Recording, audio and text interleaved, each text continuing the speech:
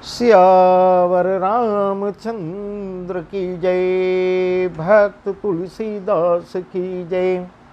उत्तरकांड का वह प्रसंग हम आपको बता रहे हैं जब काकभुसुंडी जी पक्षीराज गरुड़ को कलयुग के महात्म कलयुग के विषय में वर्णन कर रहे हैं।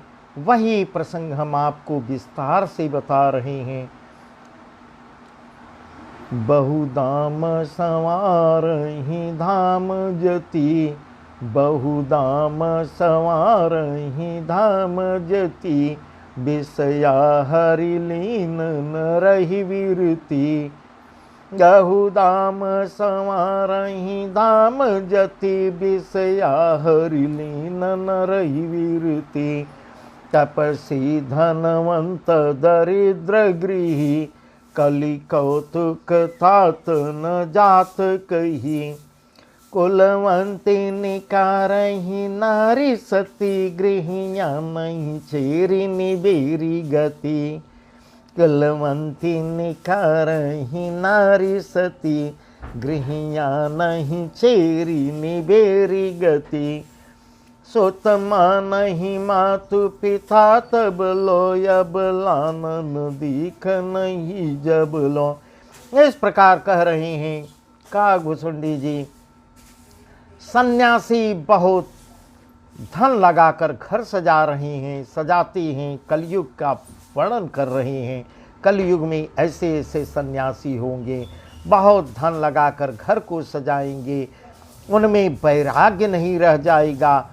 उसे विषयों ने हर लिया है। तपस्वी धनवान हो जाएंगे और गृहस्थ दरिद्र हो जाएंगे। इस कलयुग के महात्म का, कलयुग के प्रभाव का वर्णन कर रहे हैं।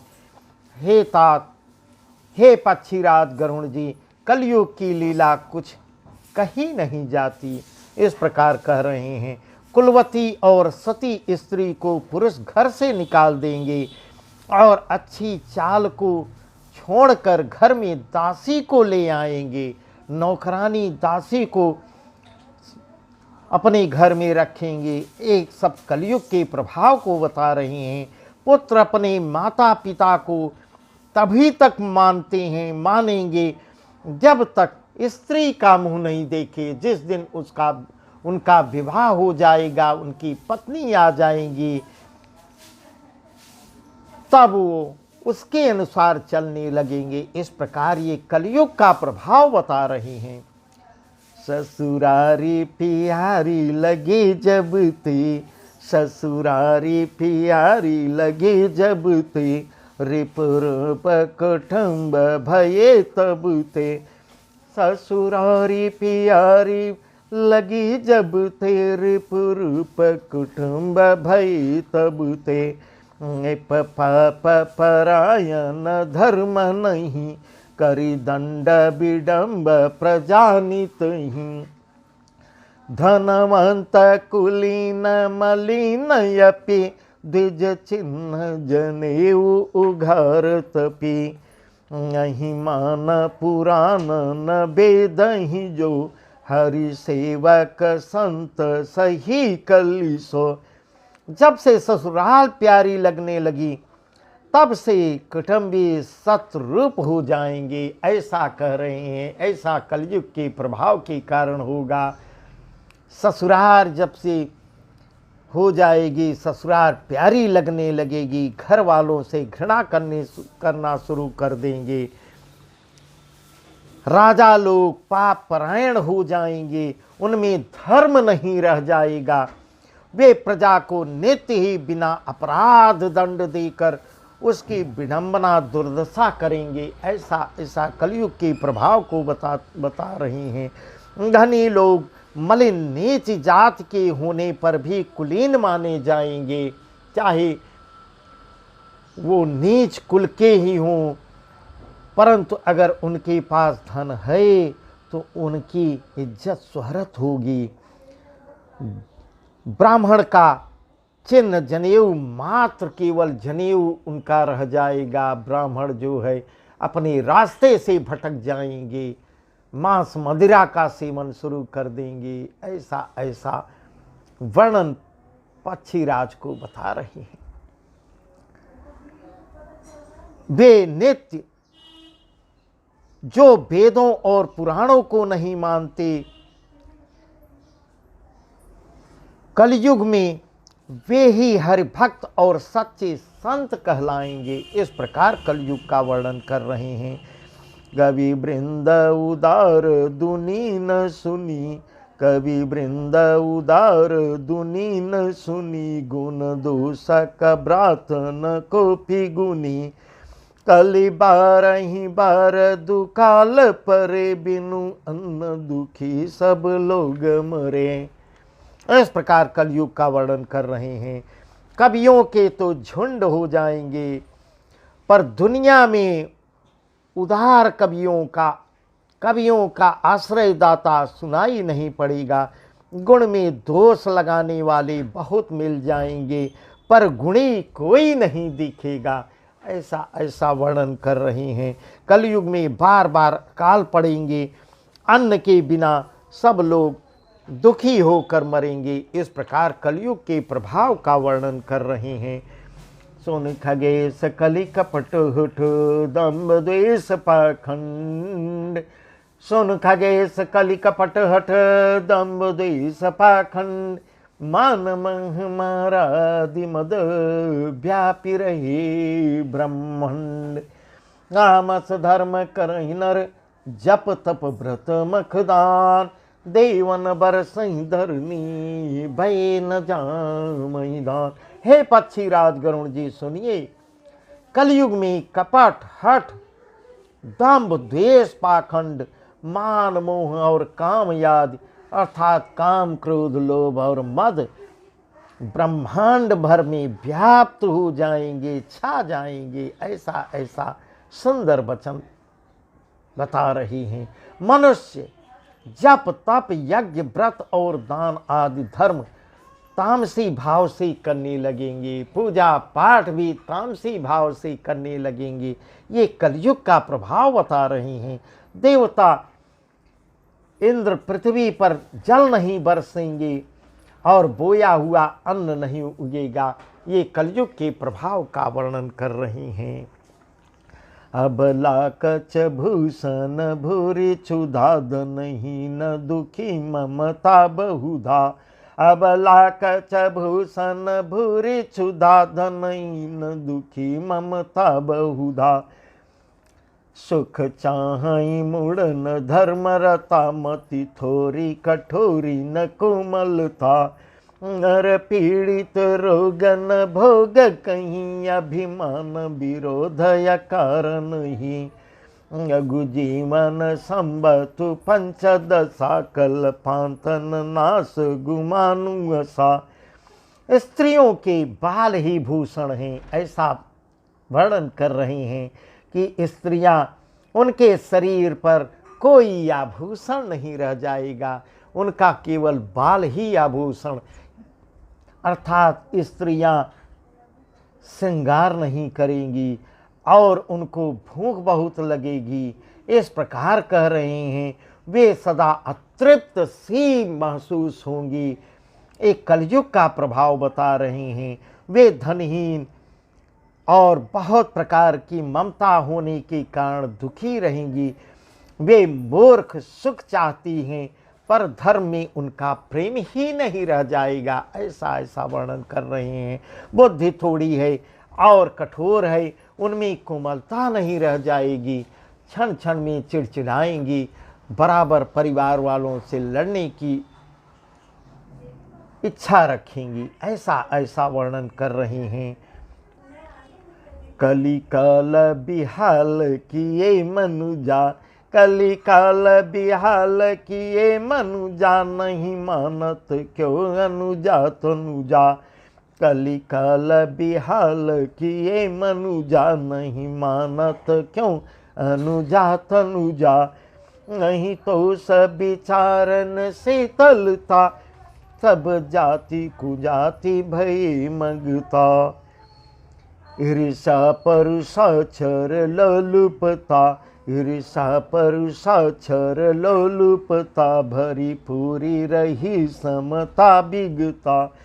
अब लोग वियोग विशोक है वर्णाश्रम धर्म आचार गए। कलिकाल ने मनुष्य को बेहाल अस्त व्यस्त कलयुग कर डालेगा, ऐसा भविष्यवाणी कर रहे हैं, ऐसा कलयुग के प्रभाव को बता रहे हैं।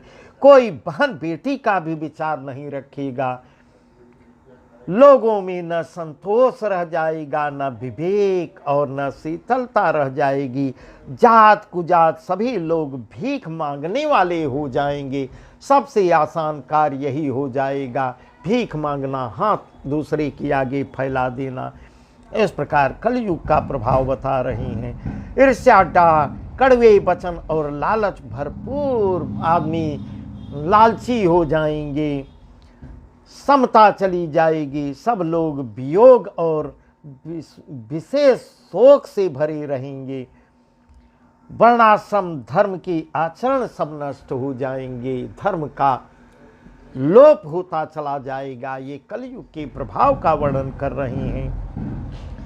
दम दान दया नहीं जान पनी, दम दान दया नहीं जान पनी, जड़ता पर वंचन ताति घनी। यम दान दया नहीं जान पनी, जड़ता पर वंचन ताति घनी। अनुपोषक नारी न रास गरे, पर निंदक जे जगमो बगरे। इंद्रियों का दमन, दान दया और समझदारी किसी में रही नहीं जाएगी। मूर्खता और दूसरों को ठगना, इसी में अपना बड़प्पन समझेंगे, अपनी बुद्धिमानी समझेंगे, यह बहुत अधिक बढ़ जाएगा। ये सब कलयुग के प्रभाव का वर्णन कर रहे हैं। ये मनुष्य का दोष नहीं है, कलयुग अपना प्रभाव डाल देगा, मनुष्य उसी प्रकार के बन जाएंगे। स्त्री पुरुष सभी शरीर के पालन पोषण में ही व्यस्त रहेंगे। जो पराई निंदा करने वाले हैं जगत में वे ही फैले रहेंगे। ऐसा कलयुग का वर्णन काकभुसुंडी जी पक्षीराज गरुड़ से कर रहे हैं। सुन ब्यालारि काल कली मलयव गुण यागार, सुन ब्यालारि काल कली मलयव गुण यागार। गुनाह बहुत कलयुग कर बिनु प्रयास निस्तार।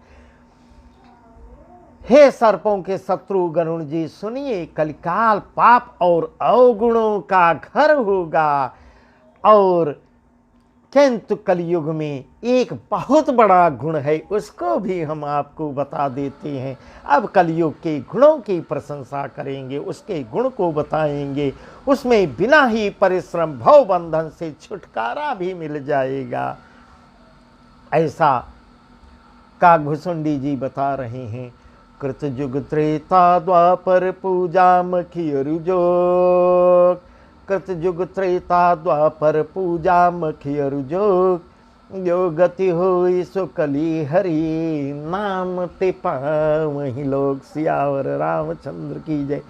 सतयुग त्रेता और द्वापर में जो गति पूजा यज्ञ और योग से प्राप्त होगी, वही कलयुग में केवल लोग भगवान के नाम के स्मरण से ही पा जाएंगे। ये कलयुग का प्रभाव होगा। अब कलयुग के गुणों के विषय में बता रहे हैं।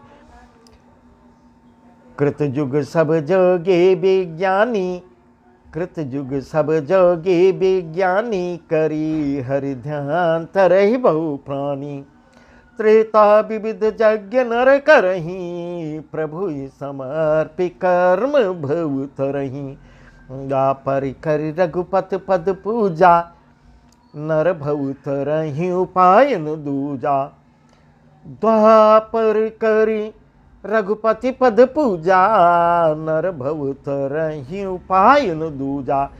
कलयुग केवल हरि गुण गाना गाहा, कलयुग केवल हरि गुण गाहा। गावत नर पावहीं भवथा। इस प्रकार कलयुग के गुणों का भी वर्णन कर रहे हैं। सतयुग में सब योगी और विज्ञानी होंगे। ये सतयुग का प्रभाव होगा कि उसमें योगी और विज्ञानी ज़्यादा होंगे। हर क्या ध्यान करके सब प्राणी भवसागर से तर जाएंगे। और त्रेता के गुणों का वर्णन कर रहे हैं। त्रेता में मनुष्य अनेक प्रकार के यज्ञ हवन आदि करेंगे और सब कर्मों को प्रभु को समर्पण करके भव सागर से पार हो जाएंगे। इस प्रकार सतयुग और त्रेता का वर्णन किए। और द्वापर में श्री रघुनाथ जी के चरण कमलों की पूजा करके द्वापर का बता रहे हैं। प्रभु के चरण कमलों की पूजा करके मनुष्य संसार सागर से तर जाएंगे। ये द्वापर का प्रभाव है।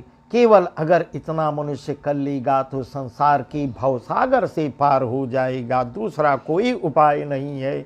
और कलयुग में तो केवल श्री हरि की गुण गाथाओं का गान करने से ही मनुष्य भवसागर की था पा जाते हैं। ऐसा काकभूषुंडी जी पक्षीराज गरुड़ को बता रहे हैं। कलयुग के प्रभाव को बता रहे हैं। कलयुग के गुण का वर्णन कर रहे हैं। सोई भवतर कछु संशय नाही, सोई भवतर कछु संशय नाही, नाम प्रताप प्रगट कलिमाई। सोई भवतर कछु संशय नाही, नाम प्रताप प्रगट कलिमाई। कलि कर एक पुनीत प्रतापा, मानस पुण्य हो ही नहीं पापा। वही भवसागर से तर जाता है, इसमें कुछ भी संदेह नहीं। केवल राम नाम का गुण गाता रहेगा और भवसागर से पार हो जाएगा। ऐसा जो है काकभूषुंडी जी कह रहे हैं।